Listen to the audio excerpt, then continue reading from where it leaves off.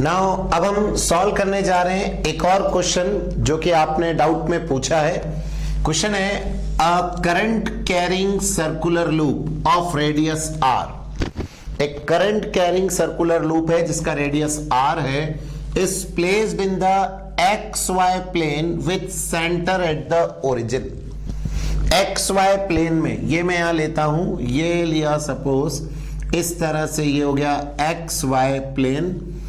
इस प्लेन का जो ओरिजिन आ रहा है ये हो गया आपका इसका सेंटर एंड इसका रेडियस गिवन है आपको R. Now half of the loop with X greater than 0 is now bent. कौन सा वाला? x ग्रेटर देन 0, इस तरफ ये 0 है तो इधर वाले लूप को आपने ऐसा बैंड कर दिया। बैंड करने का मतलब समझ रहे हैं? अब ये सिर्फ आधा ही ऐसा रहेगा, आधा बैंड हो गया है। दैट मीन जैसे अपन कहे ना, ये अभी तो क्या पूरा सर्कल था, पूरा सर्कुलर लूप, अब जो इसका इधर वाला पोर्शन है वो ऐसा हो चुका है। तो अब मैं आपसे क्या कहूंगा, ये कैसा बन रहा है देखिएगा। ये रहे हमारे पास ये दो लूप अभी पूरे, बट एक ऐसा और ये ऐसा अपन ने इसको बैंड कर दिया। अब आप चाहे अंदर बैंड कर लो चाहे बाहर बैंड कर लो, वो ऐसा आपने बैंड कर दिया। तो आपको क्वेश्चन में यही गिवन है, so that it now lies in the Y Z plane.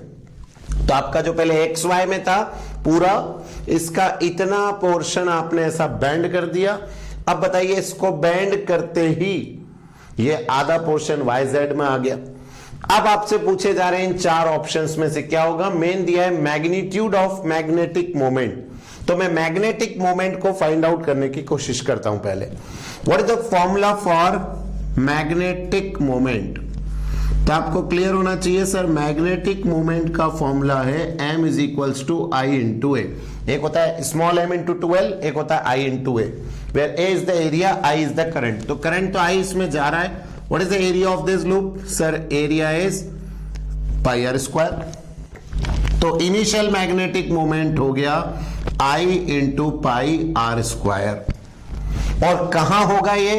तो अगर अभी वाले डायग्राम से देखें तो देखिए ये जा रहा है आपका, curling finger shows the direction of current, तो मैग्नेटिक मोमेंट बोर्ड के अंदर into the plane of paper हो गया ये अंदर। दूसरा, अब इसमें ये करंट जा रहा है लेकिन अब सिर्फ हाफ ही बचा इस पॉइंट, लेट दिस पॉइंट भी ओ पॉइंट पे फील्ड निकाला हमने मैग्नेटिक मोमेंट, ये मैग्नेटिक मोमेंट ओ पॉइंट पे निकाला है। अब आधा ही बचा इस प्लेन में एक्स वाई में। तो बताइए अब जो मैग्नेटिक मोमेंट होगा नया, लेट इट बी m1, वो हो गया i पाई r बाय 2 का स्क्वायर, पाई आर स्क्वायर। तो what you will get, i pi r square by 4। ये आपको मिल गया magnetic moment due to this half, जो कि अभी भी अंदर होगा। बट अब समझना, अब आधा हाफ ऐसा, ये बोर्ड से इस तरह से ये ऐसा हो गया। मैं यहां बनाऊंगा तो देखिए करंट लूप, ये हाफ ऐसा निकल के इधर आ रहा है, समझ में आ रहा है? करंट ये गया और फिर ऐसे आया। अभी करंट टोटल ऐसे घूम रहा था, बट इसका क्योंकि हाफ बैंड कर दिया तो ये ऐसे आने लग गया। अब बताइए ऐसा आएगा तो फिंगर ऐसी, तो क्या मैग्नेटिक मोमेंट उधर जाएगा उस वाले का?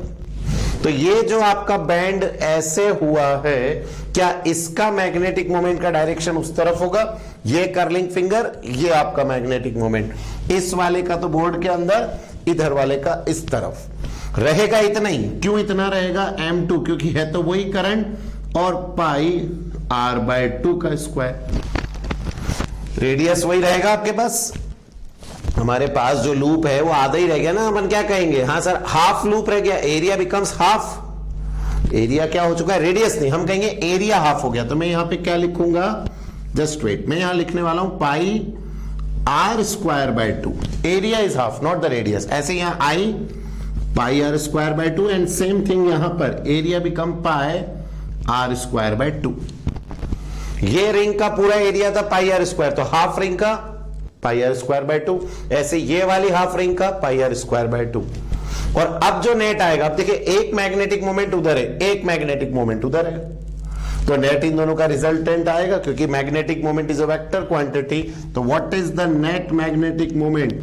Sir m1 square plus m2 square, क्योंकि दोनों वैल्यू सेम है। तो what you will get, i pi are square by 2 root 2 से रूट 2 कैंसिल कर दे तो क्या आ जाएगा हमारे पास, i pi are square divided by √2। ये नया magnetic moment, let it be m dash, ये नया आ गया। तो पहले था I into pi are square, अब नया हो गया I pi are square by √2। Clearly दिख रहा है सर ये कम हो चुका है। तो आपने क्या किया है सर, पहले पूरा सर्कुलर लूप था, पूरे सर्कुलर लूप का मैग्नेटिक मोमेंट था पूरी तरह से अंदर, फॉर्मूला है I इंटू ए। फिर हमने कहा कि आधा इसका बैंड आप समझ ना, ये ऐसे बोर्ड पे इस तरह से बैंड कर दिए, तो आधा इधर रह गया, आधा ये बन गया। जो आधा इधर है उसका मैग्नेटिक मोमेंट बोर्ड के अंदर, जो आधा इधर है उसका इधर, एक इधर एक इधर, दोनों का नेट रिजल्टेंट निकाल के ये हमारा आंसर। तो अब ऑप्शंस में देखिए तो पहला गिवन है magnitude of magnetic moment now diminishes, कम हो जाएगा, बिल्कुल सही। सेकेंड आपको क्लियर है, डज नॉट चेंज, गलत हो रहा है, क्योंकि मैग्नेटिक मोमेंट जो है नया वो पहले वाले से कम आ रहा है। तो आएगा समझ में, वेरी इंपॉर्टेंट।